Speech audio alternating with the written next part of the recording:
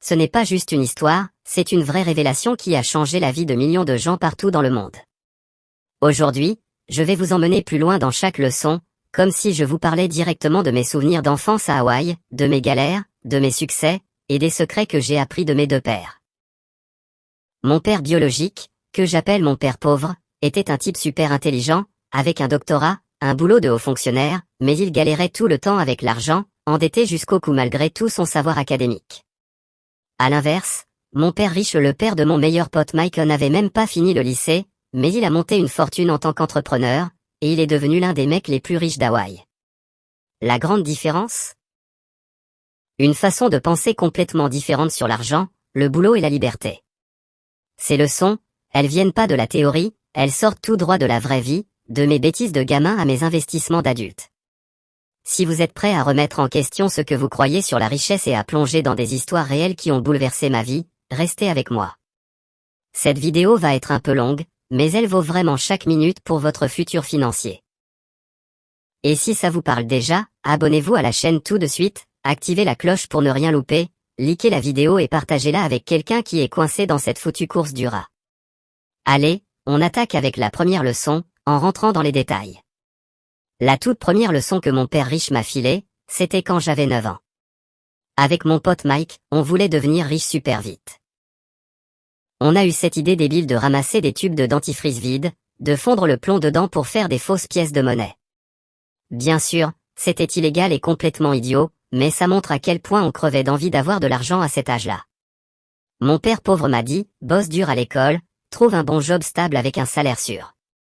Mais mon père riche, lui, nous a pris au sérieux et nous a fait bosser gratos dans un de ces petits magasins de quartier.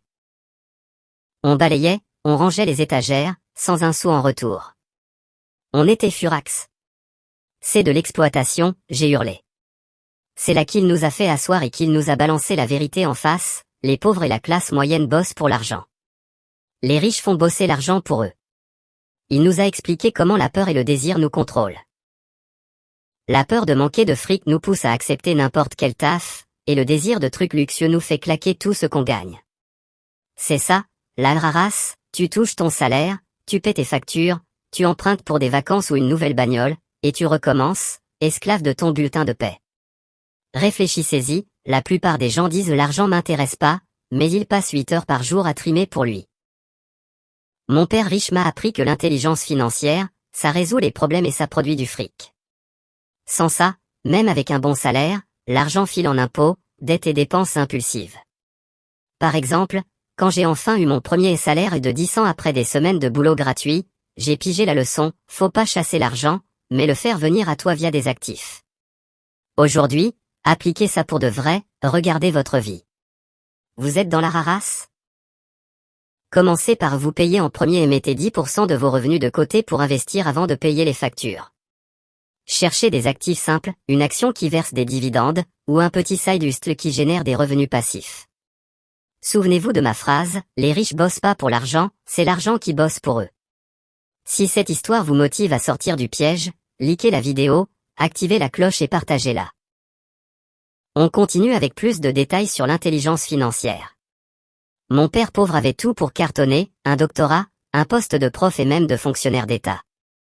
Pourtant, il finissait toujours endetté, avec des factures qui s'empilaient. Pourquoi ? Parce que l'école nous apprend pas l'intelligence financière. On apprend l'histoire, les maths compliquées, la littérature, mais rien sur comment l'argent marche vraiment. Mon père riche, sans diplôme, m'a montré que la richesse commence par une règle basique, savoir la différence entre un actif et un passif. Un actif, ça met du fric dans ta poche, comme un immeuble locatif où les loyers couvrent l'hypothèque et te laissent un bénéfice. Un passif, ça en sort, comme une belle baraque que t'achètes pour frimer devant les voisins, avec ses impôts, réparations et intérêts qui te saignent.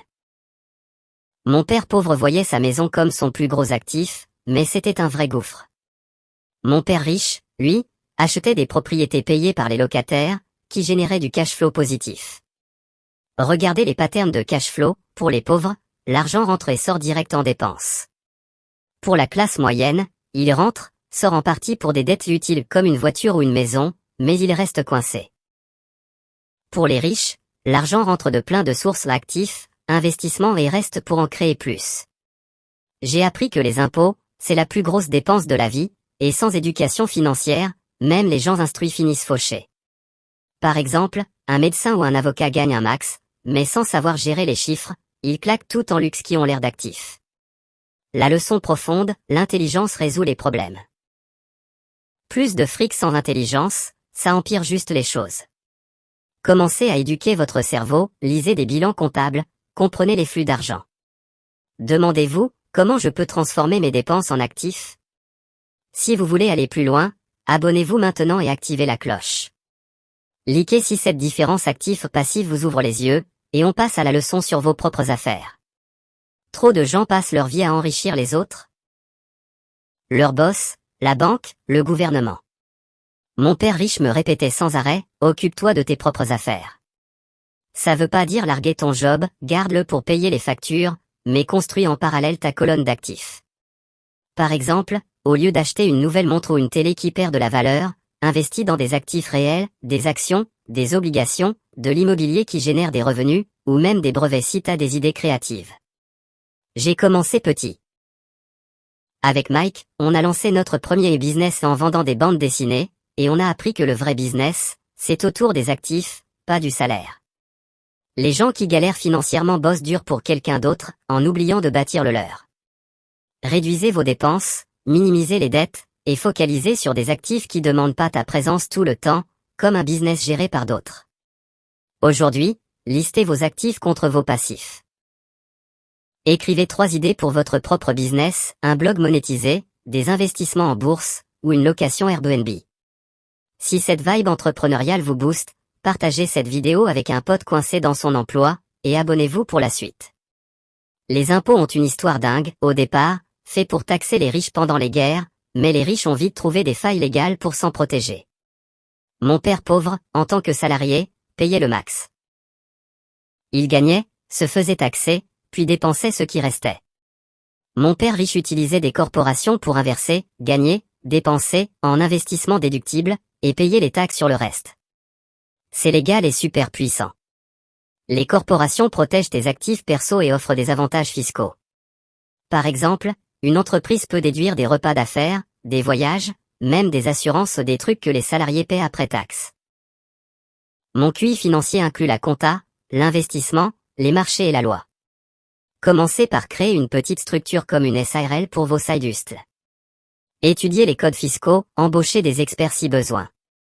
La leçon, les règles sont faites par ceux qui ont l'or. Jouez malin. Si vous voulez minimiser vos impôts légalement, likez et activez la cloche pour plus de tips.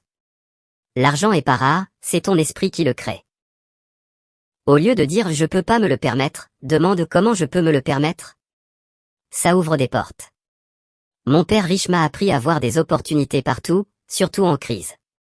Par exemple, ma première affaire IMO, j'ai acheté une propriété sans un sou de ma poche, en utilisant des partenariats et de la négo créative. Les audacieux avancent, pas forcément les plus intelligents. La peur et le doute étouffent le génie, transformez-les en pouvoir. Apprenez les compétences. Lire les chiffres, stratégie d'investissement, comprendre les marchés, offre-demande, et la loi. Les erreurs sont des leçons, j'ai perdu du fric sur des deals foireux, mais ça m'a rendu plus fort. Vous êtes à une compétence de la richesse maîtrisée en une nouvelle, comme la négo. Cherchez des opportunités aujourd'hui, un bien sous-évalué, une idée de business. Si ce mincé vous excite, abonnez-vous, likez et partagez. Mon père pauvre valorisait la sécurité d'emploi. Mon père riche, l'apprentissage. J'ai bossé chez Xerox pas pour le salaire, mais pour maîtriser les ventes, une compétence qui m'a servi à bâtir ma fortune. Job, ça veut souvent dire just over broke, juste au-dessus de la faillite. Apprenez un peu sur beaucoup, gestion de cash flow, système, personne. Les compétences clés, vente, marketing, communication, écrire, parler, négocier. Gérer les gens, c'est le plus dur. Donnez pour recevoir, soyez un bon élève et enseignant. Identifiez une compétence à apprendre, suivez un cours en ligne sur l'investissement. Si vous êtes prêt à investir en vous, likez et activez la cloche. Les obstacles sont pas dehors, ils sont dans ta tête, peur, cynisme, paresse, mauvaise habitude, arrogance. La peur de perdre empêche les gens d'investir, mais les gagnants ont pas peur d'échouer, car l'échec inspire les vainqueurs et défait les perdants. Mon père riche disait, l'action guérit la peur. Surmontez le cynisme en analysant au lieu de critiquer. Combattez la paresse en restant occupé productivement. Payez-vous en premier pour forger la discipline. Trouvez une raison profonde pour être riche, liberté, famille. Choisissez vos amis avec soin, apprenez vite de nouvelles formules. Commencez par 10 étapes, trouvez votre pourquoi, investissez dans l'éducation, réseau, agissez. Fixez un objectif pour 30 jours. Vous avez le pouvoir, agissez. Père riche, père pauvre, c'est un mincé qui mène à la liberté. Merci pour ce voyage en profondeur. Si ces leçons détaillées vous ont transformé, abonnez-vous, likez, activez la cloche, et partagez. Je suis Robert Kiyosaki, croyez en vous. À bientôt.